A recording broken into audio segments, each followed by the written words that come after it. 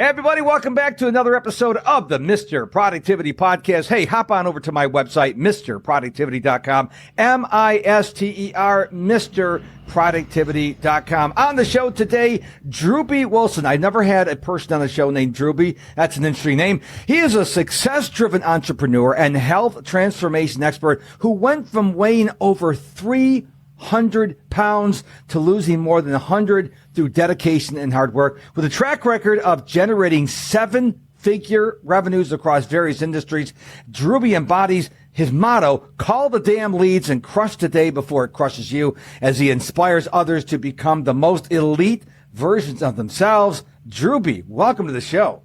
Mark, thank you for that wonderful introduction, for saying all those nice things about me, and for the opportunity to be here and spend a little time with you. The one thing you're going to hear me talk a lot about today is the value of time. So you giving me a little bit of yours, the guest sharing a little bit of theirs with me, it's a huge honor. So thank you so much. I'm very excited to be here with you.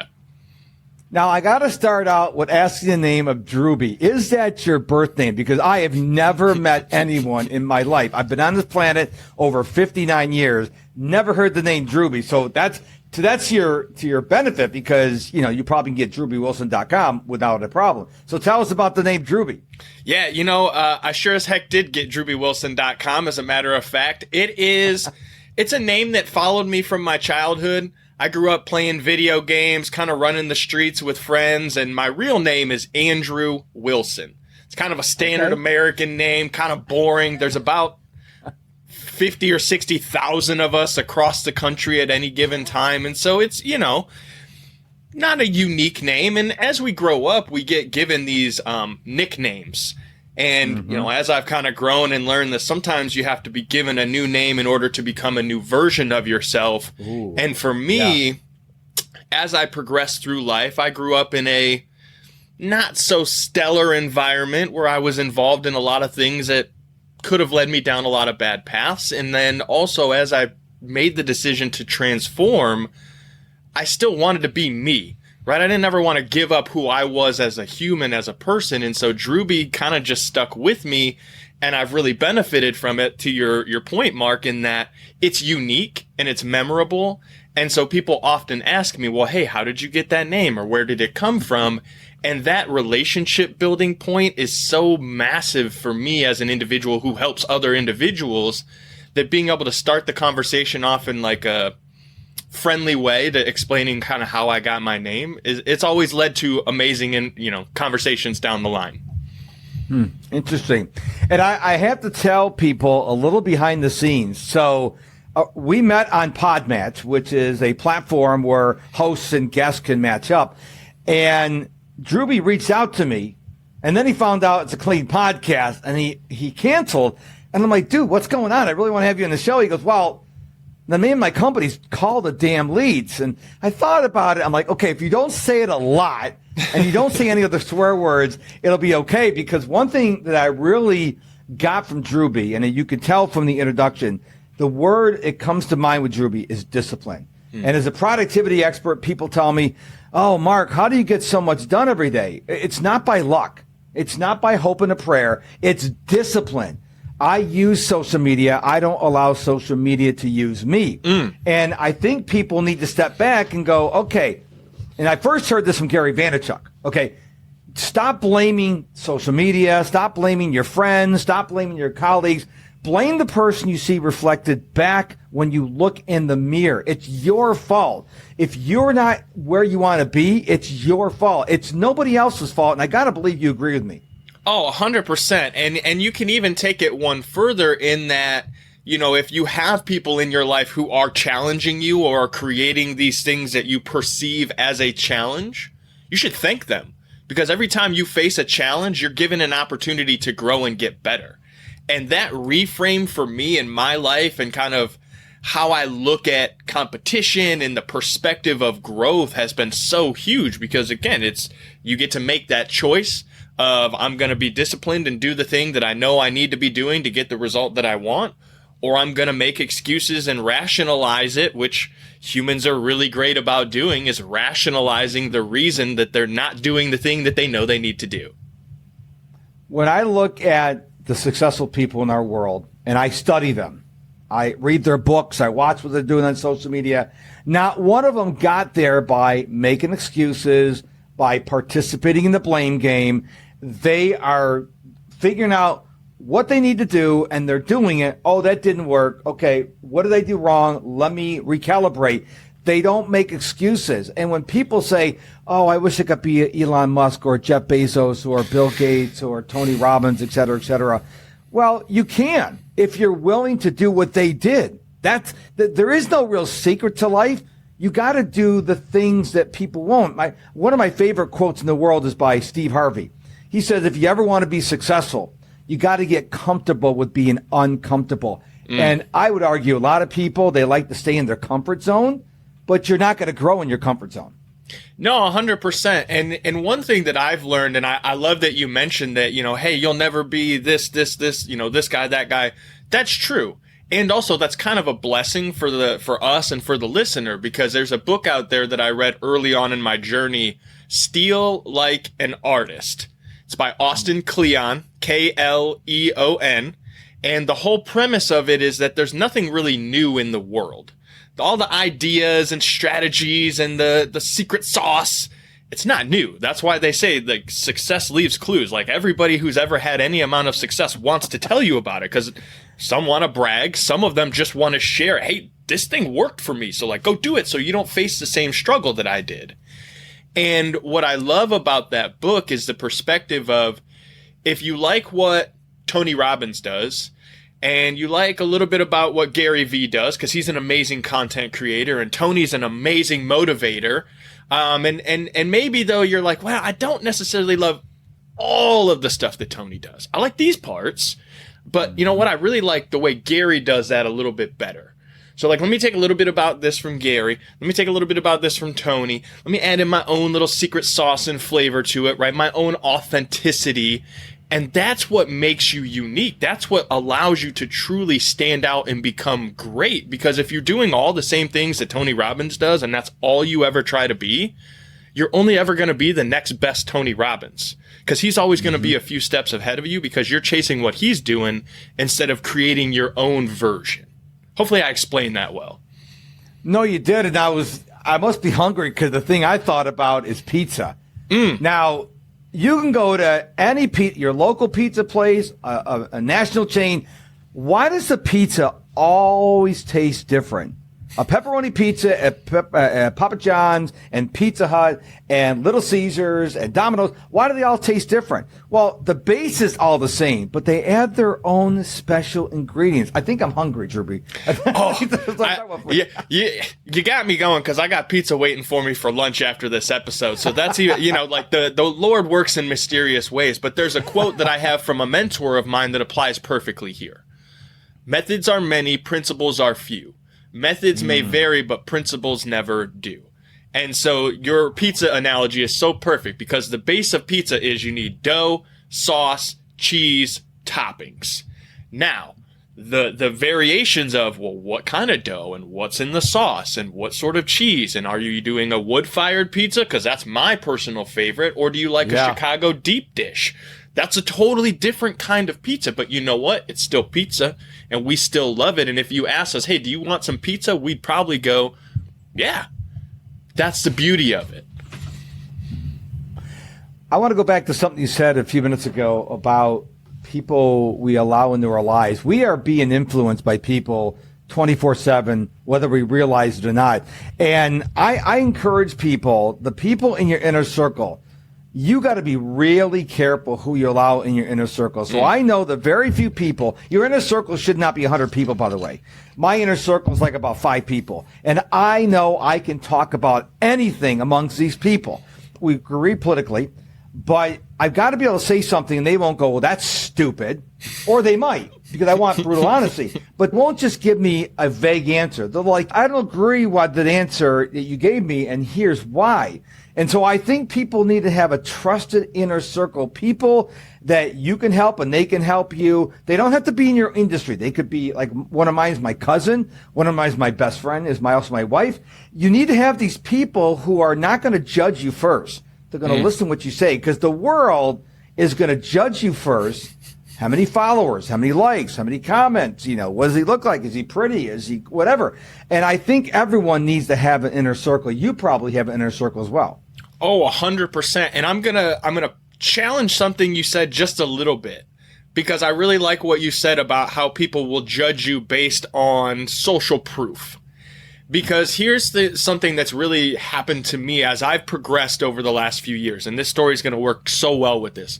At one point, when I was having some success in the insurance industry, we won some kind of big award, and the agent that I worked for was like, hey, I'm going to take you with me down to this event. You helped me win this thing, so I want to take you down, and I want to celebrate your hard work. And I was like, well, that's wonderful, like, you're going to take me on a little vacation? Like, heck yeah, boss, that's awesome.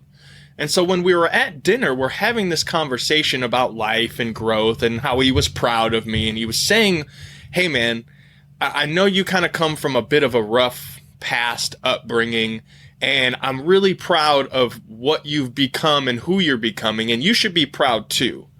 The thing that you need to think about and realize is that who you surround yourself with, the people you call your friends, they're ultimately going to determine where you end up in life. And I know that you're still hanging with some of those guys from the old days, and they might be good people, but if you're going to take that next step into being a business owner someday and having this next level, you're going to have to think about that. And I'll never forget, Mark, how offended I was and how standoffish I immediately became about my friends and my people, and how he shouldn't be judging, the character of my friends and knowing who he hangs out with. It was a very weird, almost like a God moment.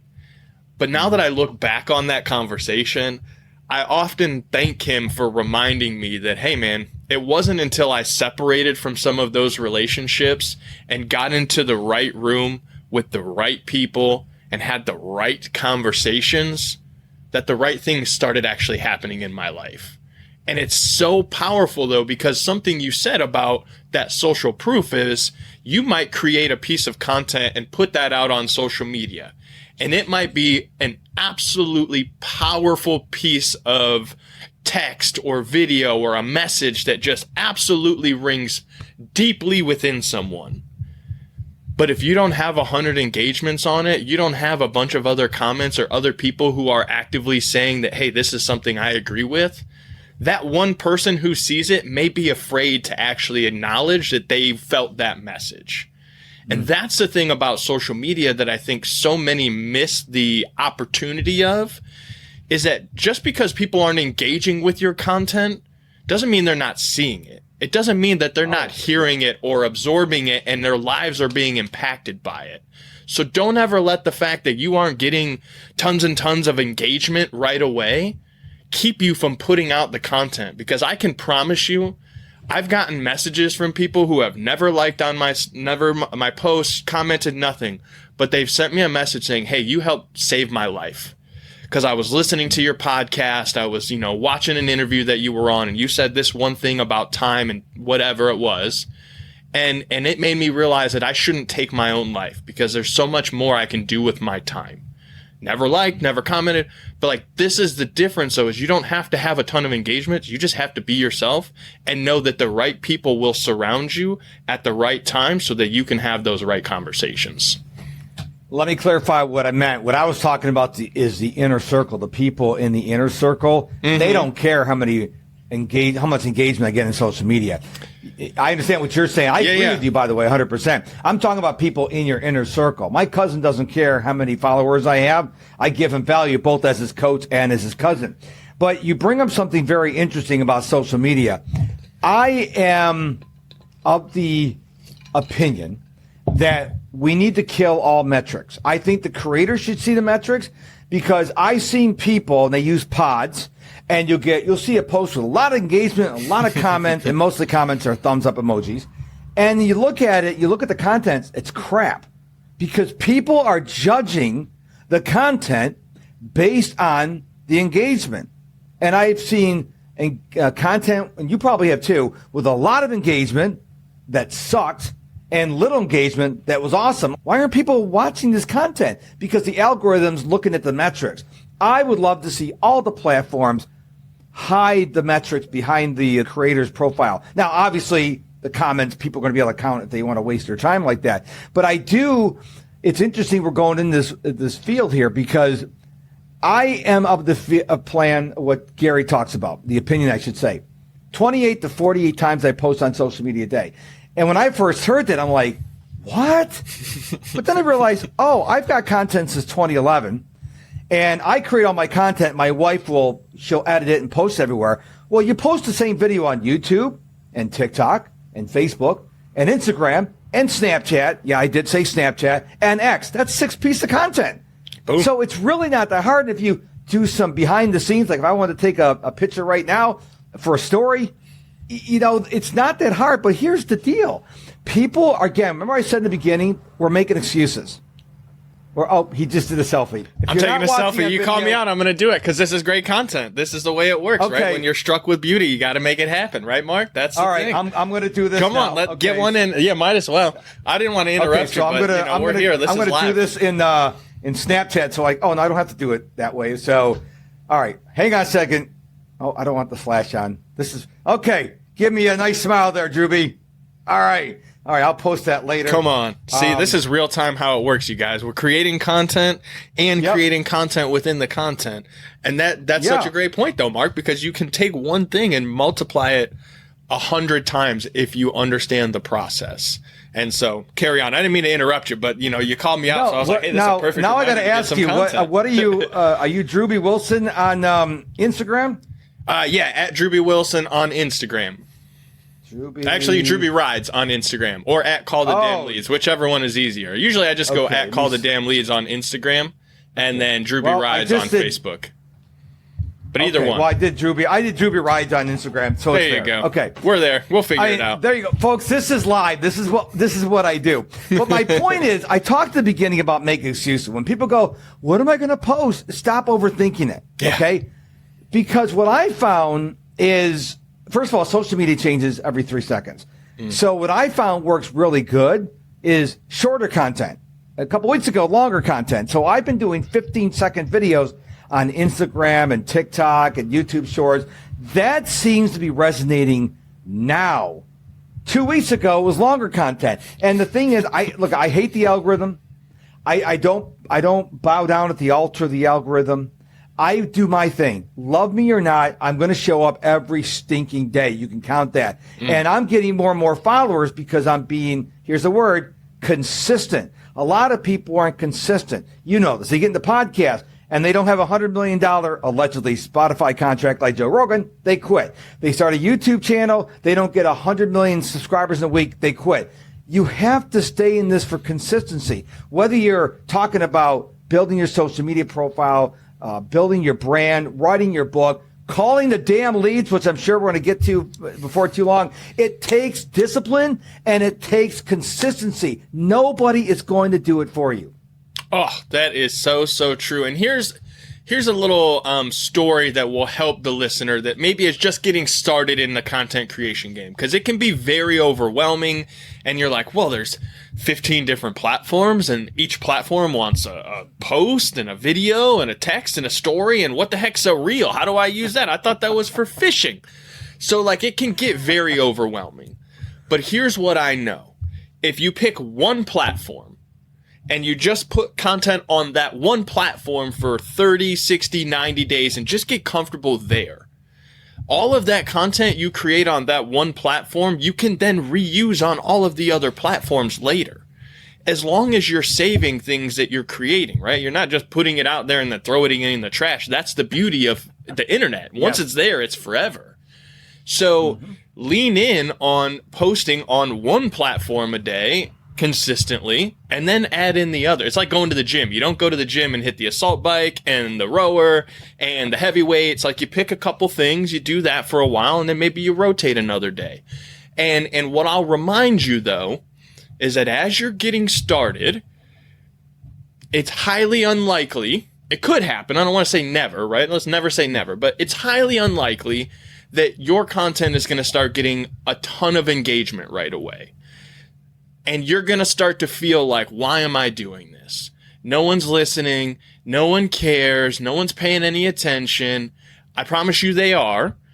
And also, this is perfect because you're getting the time to practice. And the story and the lesson that I got along the way from my mentor as I was training is he was at an event and there was some speaker on stage who had millions of followers, and all these people would comment on his posts every single day. And a woman had gone up and was like, hey, I have a question. You know, you have all of these millions of followers and I can't seem to get anybody to pay attention. I did a Facebook Live the other day and I only had 151 viewers at total. And what do I need to do? And the guy was like, you need to get a better perspective, ma'am, because here's the thing. If 151 people in your town died today, it would be a national tragedy. But you're looking at the fact that you didn't have millions of followers as if it's some kind of big deal, when the fact is you had 151 people who wanted to hear what you said, but you don't seem to care about those people because there's a million others who don't know you. But the perspective is, what if just one of those people who heard you, of the 151 people, but what if just one of them, what if what you said changed their life? What if what you said did something that allowed them to go and do something amazing? You're focusing too much on the metric. Exactly like you said, Mark, you're focused too much on the metric and not enough on the message. That's a really good perspective, because I did my first Instagram Live last week. Well, we're recording this on August 26th, so a week ago. And I had one person show up. And at first I was like, well, this sucks. But then I realized, hey, practice. And then I learned something, because the last time I did Instagram Live, you couldn't post your live as a reel on your profile. I'm like, oh, this is new. So I did something stupid in the beginning. I'm like sitting there not saying anything until someone showed up. Now I know that just start talking. If no one shows up, it still goes on your profile. But here's the thing. I could have gone, man, only one person showed up. Who cares? Who cares? I don't care how many people like my stuff. And I do care how many people like my stuff. So sure, let that noodle around your brain. I forgot to post something on TikTok last night. I just said, I'll come up with an idea. Did a 15-second video. Within 10 minutes, I had like 1,500 views. I don't get that many views on TikTok, but I just did it. And you cannot predict. No social media expert that is worth their salt will tell you A plus B equals viral. It doesn't work that way. What went viral last hour may not go viral for you. So just create content. If people like it, great. But the worst is going to happen is you're going to learn something. You're going to get better. Because you're practicing your skill. Stop aiming for perfection. When people do that, it drives me insane, because perfection does not exist on this planet. So just do the best you can. When I started my first podcast on July 7th, 2017, I titled it The Worst Podcast I'll ever do. Hopefully I get better. Hopefully with every episode I got better, right? I mean, it should be the worst episode. It's the first. I should only go up. But a lot of people go into things, not just social media, but in life in general. They set such high expectations, which is fine, except you got to be realistic. If you're way down here, okay, you want to climb Mount Everest, for example. You can't do it this weekend. There's a process you have to do. You have to get in shape. So I just want people to extend themselves grace and enjoy the journey. We're all on this journey. I mean, Gary's killing it. Grant Cardone's killing it. Tony Robbins killing it. But they didn't start last week, and I think people stopped to realize that. Yeah, and you know, the other thing that's so interesting, too, is when you really start breaking apart the layers of this onion of social media and the algorithm and all of that, is that in any given point, if you make a post right now, and I'm going to get a little sciencey here for you guys, so like bear with me, but I want you to understand there's nuances to this. If you make a post right now on whichever platform, most of the algorithms are designed to go and randomly pick 50 people from your friends list. 25 who are actively engaging with you relatively consistently, and 25 complete strangers. And Facebook or Instagram, whoever's going to put that post in front of those 50 people. And for the first 5 minutes, it's going to track and measure who engages, how often, what kind of engagement. And then they're going to start doing some math calculations. And every time someone engages with your post, it restarts that timer over. And so, again, I don't want to get too into the weeds with the algorithm stuff, but just understand that there's a science to this. And so what can often happen, and I've experienced this in my own life and why I share this story, is maybe you make a fantastic post right now, and for whatever reason, the algorithm just times it wrong and it puts it in front of 50 strange people. Okay, so no one engages with it. Fine. Weird situation. You take that same post and you make it 10, 15 days later at a different time of day, and it goes viral. You get 100 comments, thousands of engagements. Same exact content, just a different timing, different location. It's not calculable. You cannot predict how you're going to go viral because it's just this weird thing that happens. And also, if you save all of the content that you create, knowing that only about 10% roughly of your actual audience is ever going to see it the first time you post, well, now you've got pieces you can reshare. And if you're creating good content and someone who did see it before sees it again, it's likely that they forgot what they saw, so they're going to reread it because they recognize it. And pattern recognition is really important from a marketing and an influence standpoint. And also, if it's really good and they reread it again, maybe this time they're inspired to share it with somebody. Maybe they're inspired to comment and share what they thought, like, oh, I remember reading this before, and here's what happened between then and now. It's so interesting, Mark, how social media can expand out and how you can really lean in on the fact that if you start to understand these things, you don't take as much personal offense to the lack of the metrics. You start to realize that it's just, there's nothing you can really do except continue to play the game.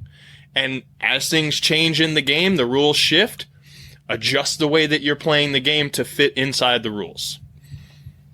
Well, one last thing I want to talk about before we talk about call the damn leads, because it is on your hat. If you're not watching this on video, you're missing it, is I think hashtags have got to go. X has killed them off. LinkedIn's killed them off. They're still on Instagram and TikTok. I can't remember the last time I searched for hashtag. I go search for an SEO term. How do I get better at TikTok marketing? How do I get better at Instagram? How do I do an Instagram live? I think they need to take hashtags out behind the barn and shoot it. I mean, it's been around a while. I think it's over. Well, Mark, you know what they did with hashtags is they were teaching people how to use SEO keyword functions. Because when social media came out, most people don't understand that these are all actually search platforms. Like Facebook, Instagram, YouTube, they're all just search platforms like Google. Right. Except what you're searching for is a different type of content.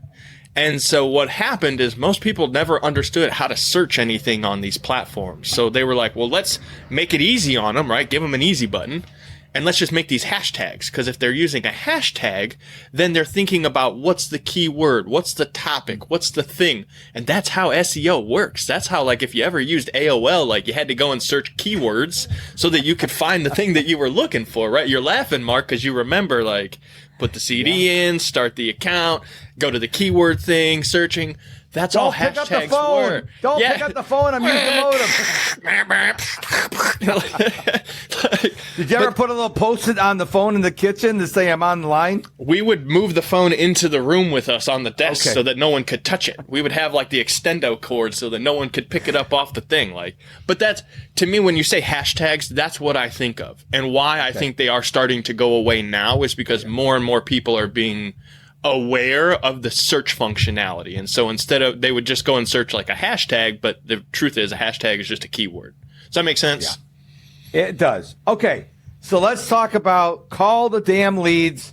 I don't want to make any assumptions. So I want you to tell me and the listeners, what does that mean? I mean, I got a pretty good idea, but I want to make sure we're all on the same page. Yeah, and you know, Mark, I'll touch back on our original conversation to Podmatch, right? When I reached out to you initially, we were matched up as a good fit for a conversation, which I'm so grateful that it did because this has been awesome. And also, when you had responded with, hey, this is a clean show and this is how we run our thing, I also respect that.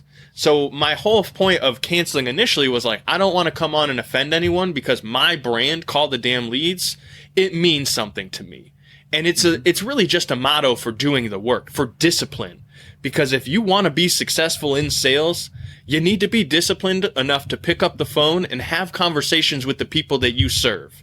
Because that's all sales is. It's a service. You're helping someone either solve the problem and get out of the pain that they're currently in, or they're kind of in like a middle zone and you're trying to get them into the pleasure that they want, right? That's that thing that they desire. So you're getting them one step into the desire because they're not really in pain, but they also don't have the thing that they want.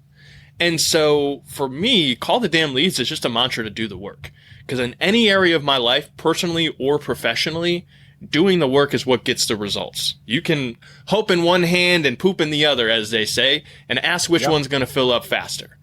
But that's the way it works. And so for me, call the damn leads originally was like a joke because I had been in insurance sales and was having some success and was like, well, how do I make more money? Well, I need more leads. If I have leads, I can talk to them and I can sell them stuff. So I went online and learned marketing. And I got really good at marketing because I'm kind of good at getting attention. Imagine that. Like, figure that part out, right?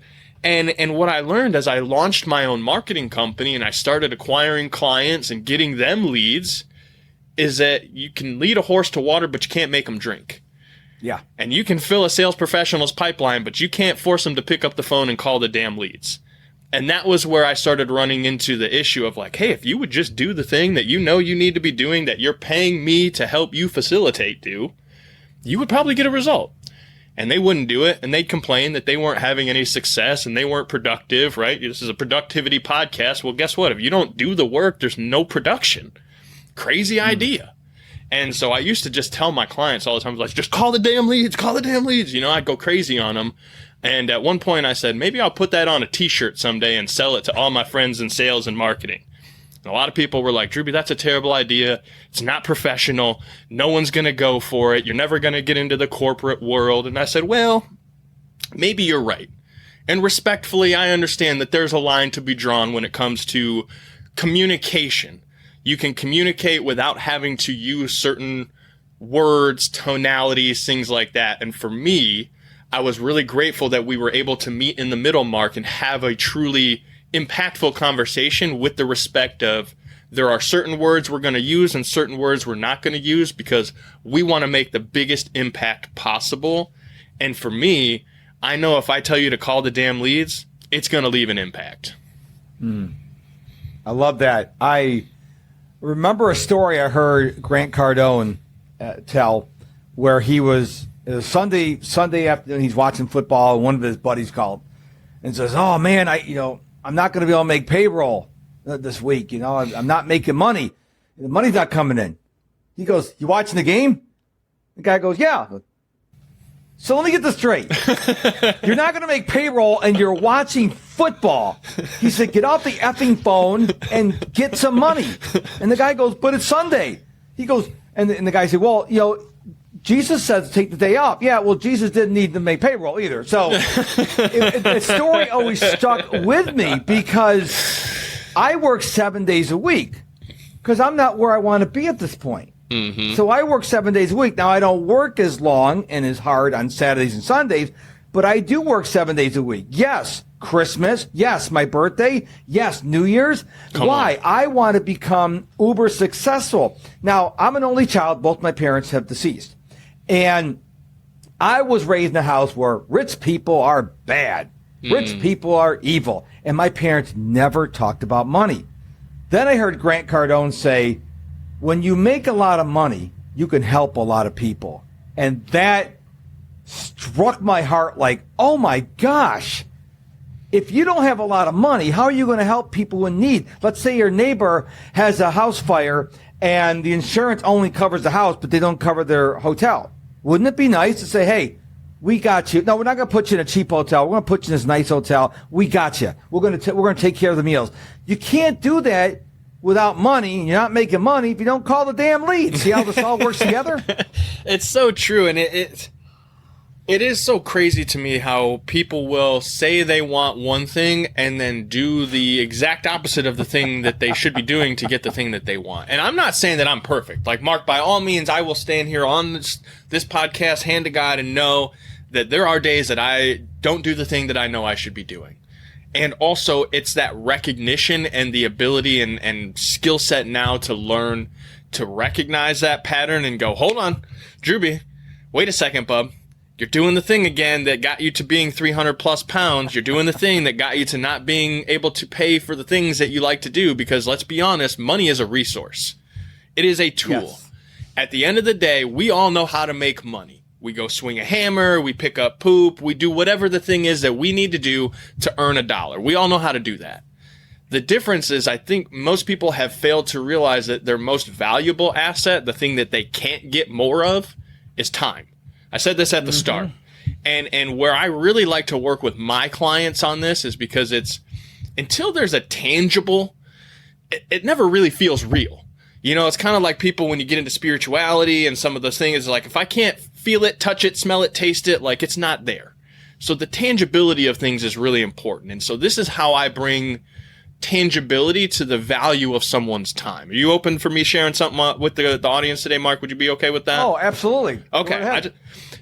And this is something that people pay me a lot of money to coach them through. So I'm going to give it away for free to your audience because I've really enjoyed this, and we wouldn't be here if there wasn't a reason. So I'm feeling called to share this. Okay.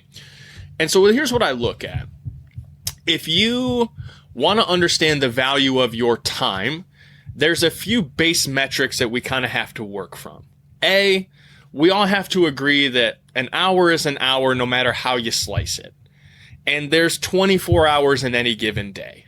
And, you know, we could spiral off into flat earth theories and all kinds of crazy stuff. But for this given exercise, look, let's just stick with it. An hour is an hour no matter how you slice it. And there's 24 hours in a day.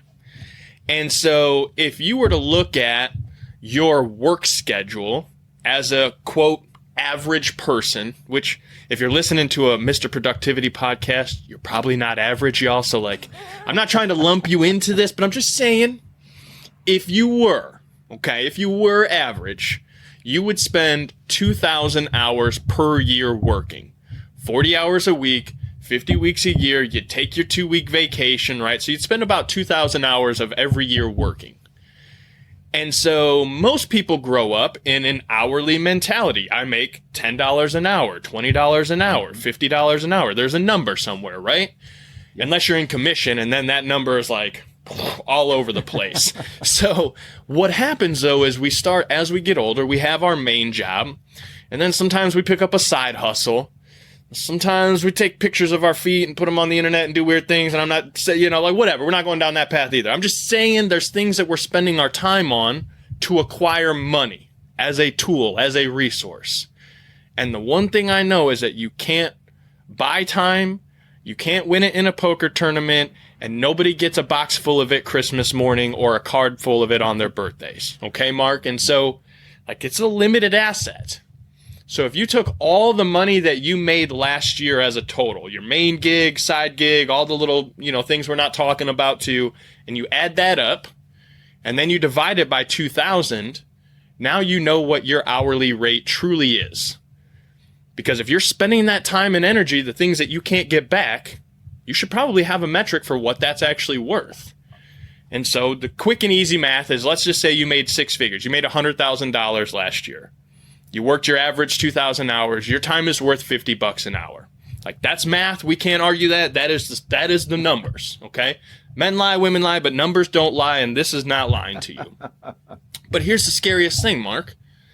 Now that we know that number, $25, $50, $100 an hour, whatever it breaks down to, if I put on a hood and I knocked on your door and I was like, hey, Mark, hate to do this to you, bub, but I'm deaf.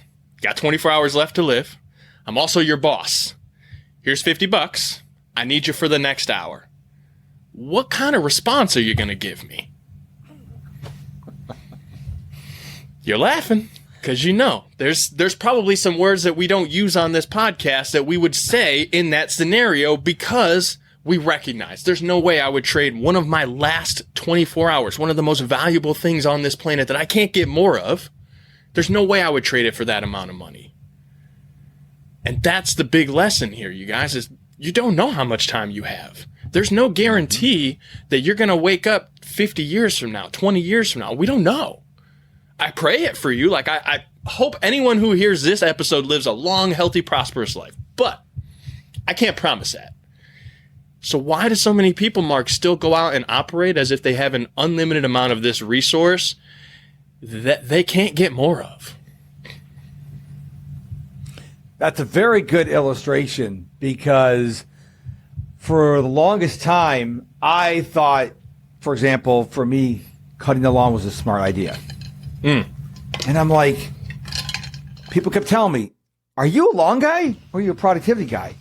I'm like, oh, no, it's cheaper for me to do it myself. And they go, really?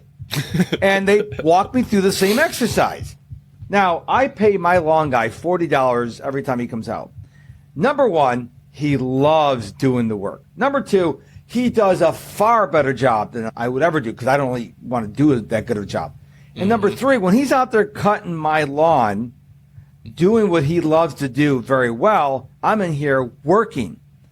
But it took 2 years of people telling me, why are you cutting your own lawn? Why are you cutting your own lawn? Guess what? I hire an electrician. I hire a plumber. I don't want to know. I told my wife, I'm not going to learn, go to YouTube and figure out it's my sink. Call the professionals. That's not what I do. That's not what my time is. Because number one, I'm going to mess it up more. We're going to pay twice as much money to fix it anyways. It's just better just cut out the middleman. That would be me. Just have the guy come in and do the right thing. But I think people need to think about that. Like you say, math doesn't lie. I encourage every listener, do the math. Add up the amount you made last year, divide by 2,000. There you go. And like, to use Drewbie's example, let's say you come out to $50 an hour. Your lawn guy charges you $40 to cut your lawn. Think we have a winner here. So math doesn't lie. So I have another question for you. What are some of the excuses? What are the most, I don't want all the excuses. It could be a very long podcast. What are the most common excuses people give you for why they're not calling the damn leads? Top of the list, honestly, is call reluctance, which I think is a personal issue. Anytime I get on the phone with someone who's like, well, I don't know, I'm a little leery. I just don't like calling leads. I don't necessarily like bothering people. And it really makes me start questioning why they do what they do. Because if you're not passionate about the thing that you're doing as a service, you probably should do something else. Because, like, if you're just showing up every day to get a paycheck, that kind of sucks, you guys. I don't know how else to say it, but if you're just doing it for a paycheck, that's a bummer. I understand that, money is a tool, and there's often times that we make a sacrifice for a season or a reason, but it shouldn't be for a lifetime. And so when I face people who are dealing with call reluctance, because like that is the number one thing I face, I think, more than anything, other than I don't have any leads to call, which that's another conversation in a second. But like the call reluctance thing, I really think is just people not being able to get out of their own way. And again, it comes back to rationalizing and excusing themselves, from the standpoint of, I work at home. Right? My family and I, we moved into a 42-foot fifth wheel RV. It's like 250 square feet in total. It is small. There's stuff. Like, there's a lot of reasons that I could look over and go, well, there's 3 dishes in the sink. And like, I'm a little bit OCD. So like, I kind of feel like I need to go and clean those dishes up. So like, before I start my calls, let me go and clean up these dishes. And then while I'm in there, I realize, well, the dogs need to go out. So I take the dogs out, and that takes 7 or 8 minutes. And then, I come back in and I sit down and I go to start calling, and I realize that there was this email that came in. So I got to respond to the email real quick. And then all of a sudden you look up and it's 4 hours later, you haven't called a single person. Yeah. And you're like, shit, I really should have called some people. But by now, it's kind of late in the afternoon. I'll get back to it tomorrow. I'll get to it tomorrow. Right? Mark, you're laughing because it's so crazy how people will rationalize this. Myself included. I'm not perfect. Literally, before the show, I'm like running around crazy because I'm like, I got this episode at 9 a.m., so I'm trying to feed the dogs, and I'm yelling at my wife because like she's not done all her things. And then I realized that had I sat down and just actually focused on what I need to focus on and done the thing that I needed to do, I would have realized that, A, I had the wrong time for the event today, so I could have had extra time. I wouldn't have been running around all crazy. And funny enough, when you're focused and paying attention, like, you get better results. It's so interesting how that works. I love that F word. It's one of my favorite F words, focus, because so many people think they're focusing. They're on their phones. Yeah, I'm focusing. No, you're not. You're on your phone. Okay, if you really want to get stuff done, you have to focus. So one of my non-negotiables in my day is to read for an hour every day. Okay. Non-negotiable. People go, well, how do you have time? Because reading for me and learning is more important than seeing what's new on TikTok and all that. Remember I told you earlier, I use social media. They don't use me. So I very rarely scroll through stuff. The only exception is my wife and I, quitting time for me is at 4:00 in the afternoon.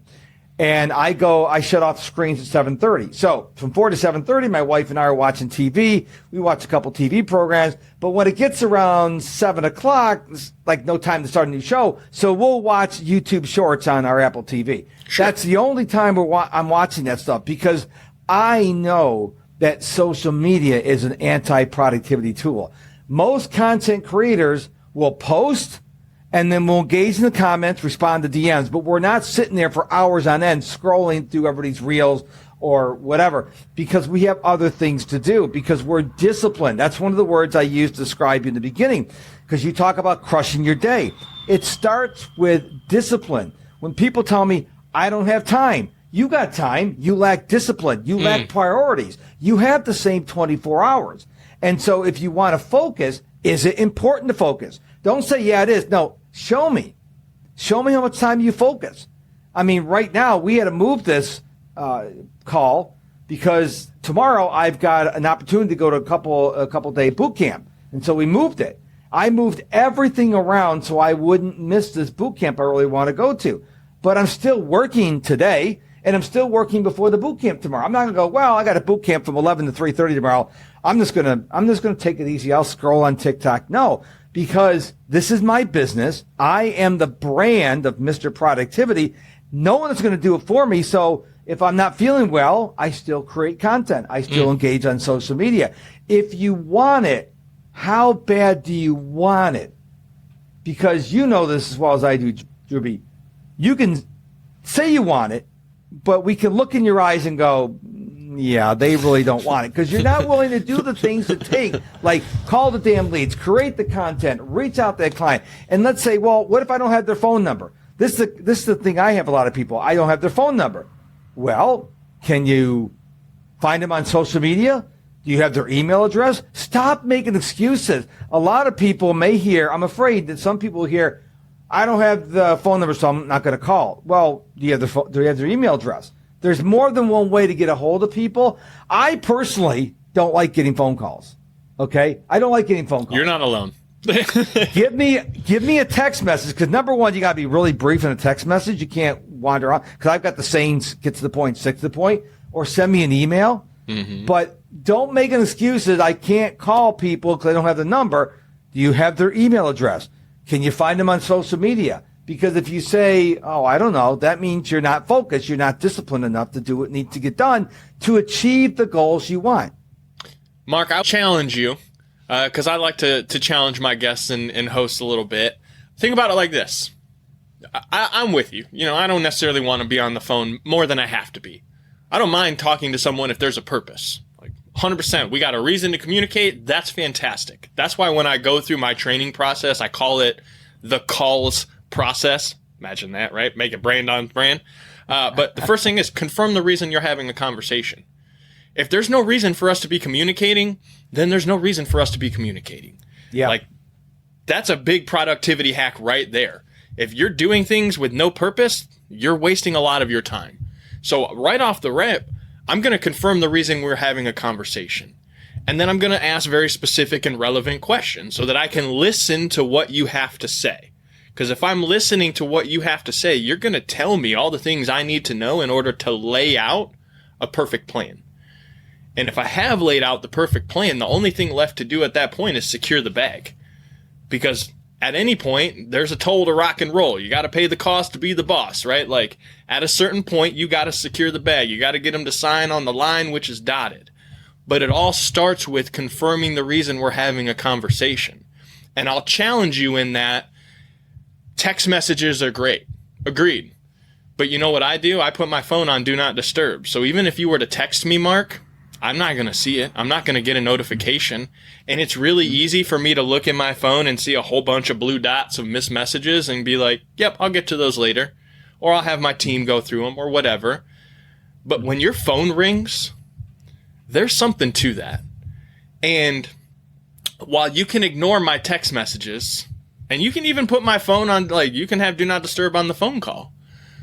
But we've moved to a world where so many people are trying to hide behind the screen, where they're trying to hide behind social media. They're trying to hide behind messages because they don't want to have to admit or be vulnerable or share and communicate how they're actually feeling.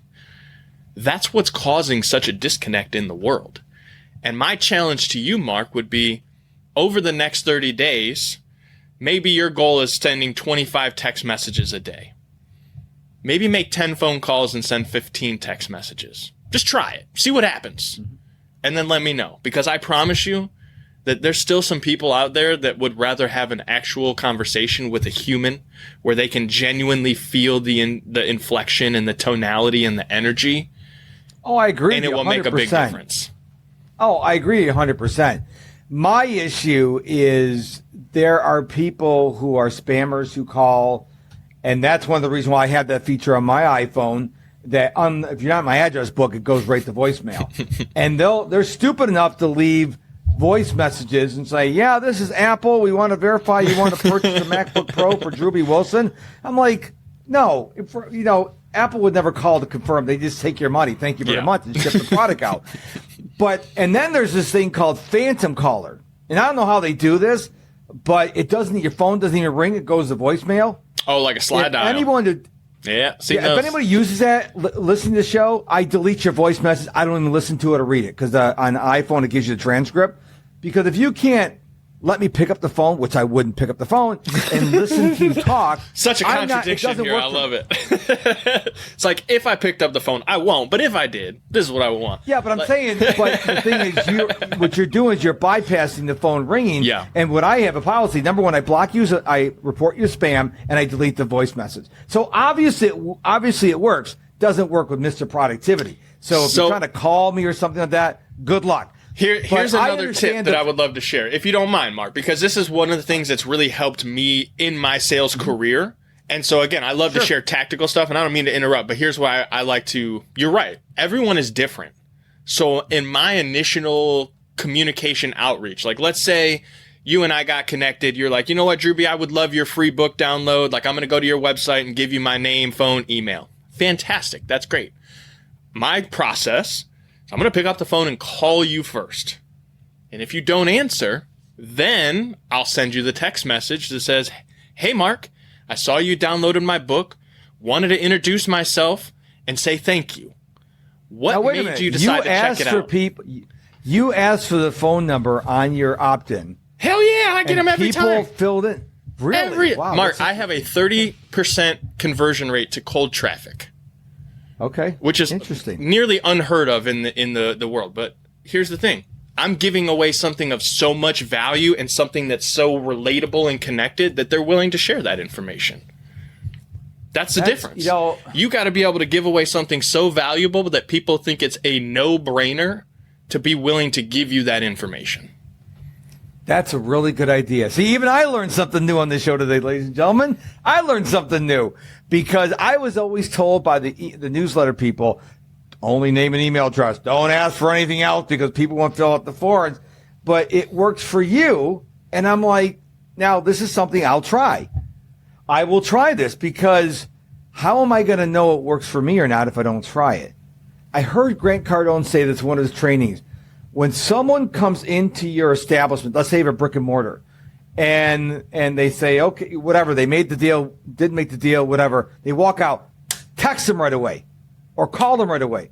But they haven't got to their car. Yeah, just say, hey, just want to thank you again. Because now you're making more touch points, especially if they're thinking about it.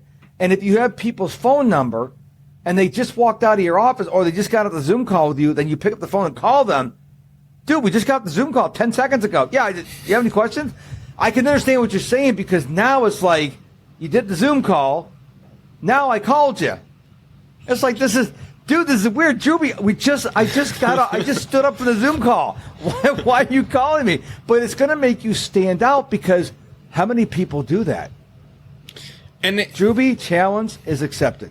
I love that. And again, challenge, to me, I accept it. I appreciate that. And I encourage everyone to remember, it's about the person.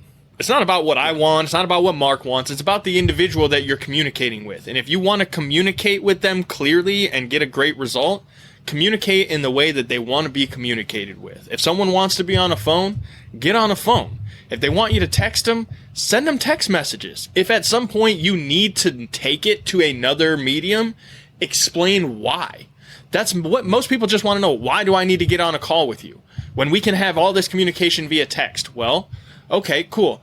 I want to hop on a call because the information you may have to share could be secretive or protected, and I don't want it to be publicly available.